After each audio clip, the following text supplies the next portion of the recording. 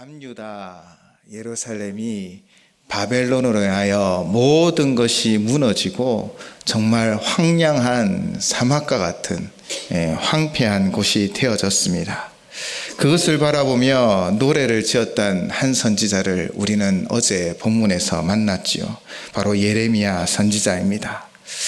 그런 그가 황폐한 예루살렘을 바라보고 다시 소망을 품을 수 있었던 단 하나의 이유는 바로 여호와 하나님을 발견하고 그분을 다시 의지하기 시작하였기 때문입니다.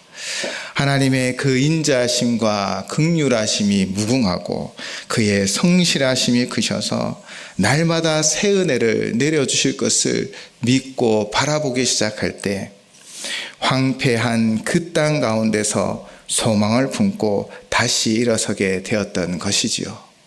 그리고 시간은 610여 년이 흘렀습니다. 610여 년이 흐른 뒤에 참 소망이 되신 분이 이 땅에 오셔서 오늘 우리에게 이렇게 말씀하고 있습니다. 나는 포도나무여 너희는 가지니라. 자신이 누구인지를 분명하게 우리에게 말씀하고 계십니다. 그분은 바로 우리의 원천이 되어주시고 우리의 근원이 되어주시는 분이십니다. 예레미야라는 선지자가 황폐해져서 들짐승이 주인이 된 그 예루살렘을 바라볼 때 아무것도 이룰 수 없는 무능력의 장소였지만 그러나 그가 하나님을 바라보았을 때 다시 희망을 품을 수 있었던 것처럼 우리의 삶의 자리가 힘들고 또 어렵기도 하지만 그러나 포도나무 되신 주님과 함께하면 살아내고 또한 열매까지 맺게 되어질 줄을 믿습니다. 이것이 바로 예수님의 약속입니다. 예수님께서는 우리를 향하여 분명하게 말씀하십니다. 나는 포도나무다.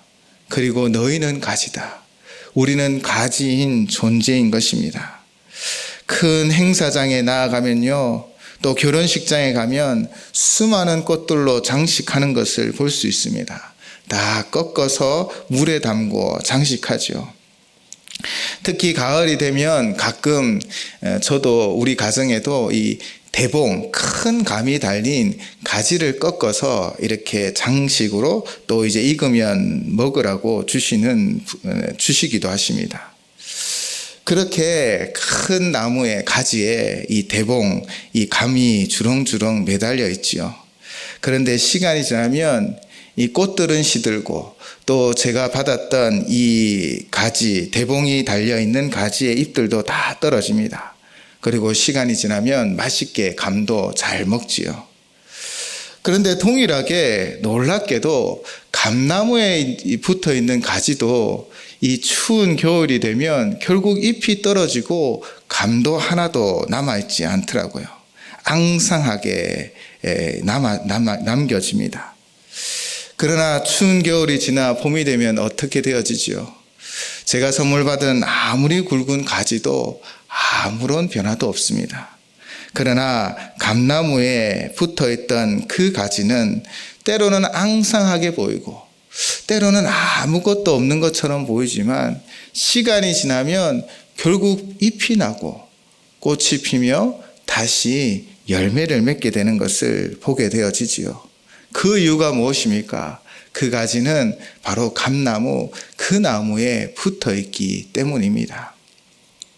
그렇습니다. 가지는요, 그 나무에 붙어 있을 때 때가 되면 잎이 나고 꽃이 피고 열매를 맺는 것이지요.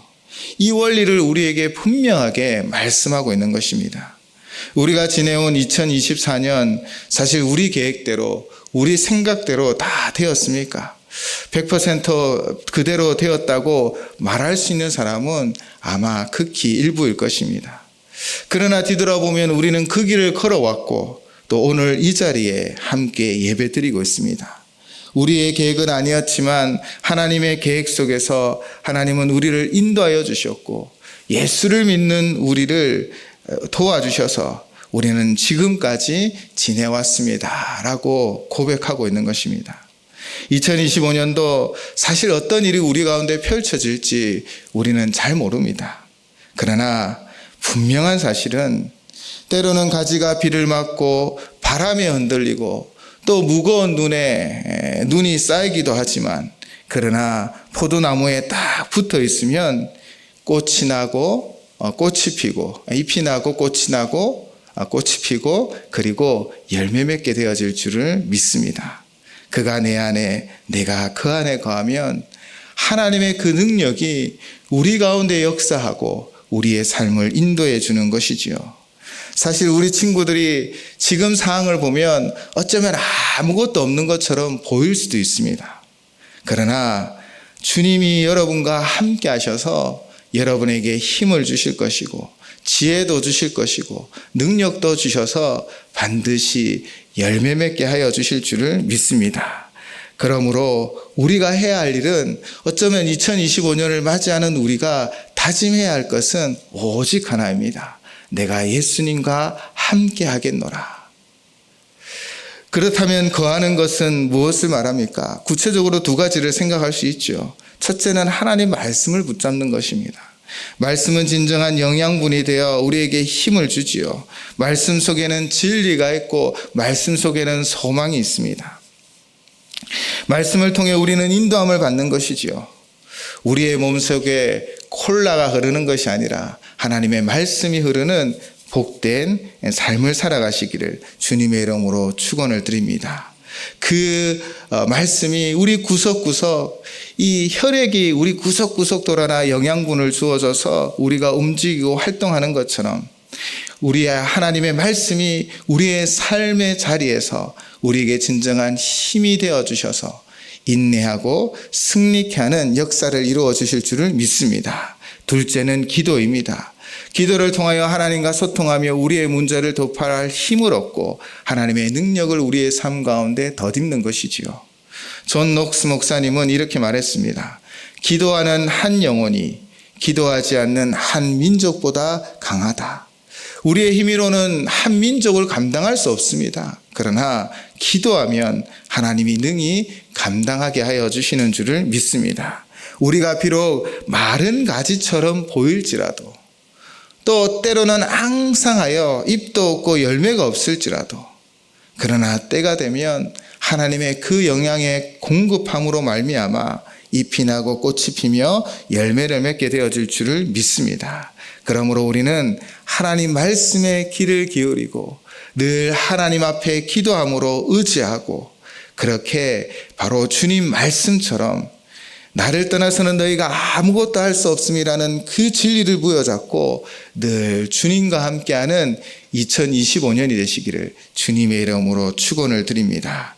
2024년 뒤돌아보면 사실 우리는 오직 주님만을 의지하지 못한 적이 많았지요. 우리 안에 후회도 있고 또 반성도 있을 것입니다. 우리 그것을 하나님 앞에 고백하고, 이제 남아있는 12월 한 달도 정말 하나님만을 의지하고 주님과 함께함으로 의미 있는 한 달을 만들어 가시기를 바랍니다.